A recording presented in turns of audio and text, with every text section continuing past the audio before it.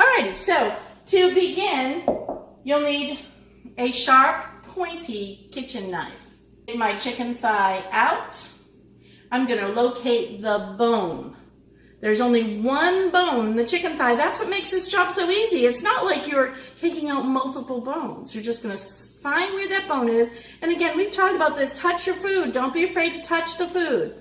Find where the bone goes. You can feel around there and then feel where the meat. Alrighty, so when you do this, you just want to be careful that you always point the knife away from you, right? So you're not ever going to get anything near your hands or near your body. So what I'm going to do for purposes of showing you how to do this, I'm just going to come down and start slowly carving away the meat from that front of that bone. And then I'm going to just come in here and kind of let the chicken flop open, and I'm going to cut up, and as you can see, that bone is now, I'll bring it closer so you can see, is now being exposed. So I'm going to continue to just carve around that bone, being careful, just let the meat flop open, keep my hands away from the knife, and then up around this bone until the bone, the total bone, is exposed. Now, as you can see, I've almost got this done. It hasn't taken me very long. There's my bone coming out of my chicken. And now I'm just going to cut around and get that end piece off.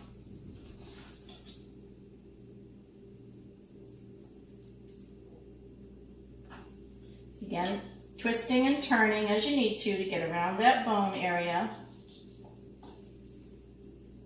until you've got it completely cut off.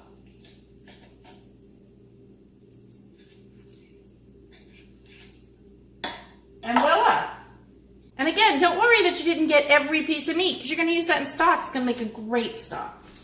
All right, I did say I would show you if you need to remove the skin, how easy that is to do. So what you're going to do is you're going to just come and peel back some of the skin, and you'll notice that it has this little thin layer, right? We're going to try and get our knife underneath that little thin layer if we need to, but our hands can do most of it. Look, it's coming off just by kind of pulling it back, and then we'll use our knife for where it's very connected to that tissue of the meat. All right, so now we'll come down here and do the same thing. We'll just cut and let the chicken flop, which kind of is the secret here to not cutting your hands, and be able to turn and move that thigh wherever you need to move it. And then we could just, and I'll show you what that looks like now. And then we can just trim up these little pieces on the end of fat, trim those off. Anything that feels like bone or cartilage, you can just trim off. You shouldn't have too much with chicken thigh. All right, so I'm going to go ahead and trim that up. 1 and 2. I'm not too fussy about leaving a little skin on there. And now I have my chicken thigh, and I can move on to the next package. So as you can see here, it doesn't take a whole lot. And guess what? That skin, I'm going to throw that right in my stock.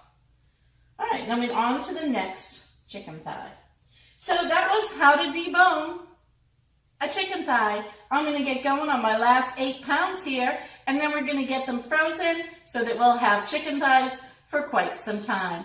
Thanks for watching today.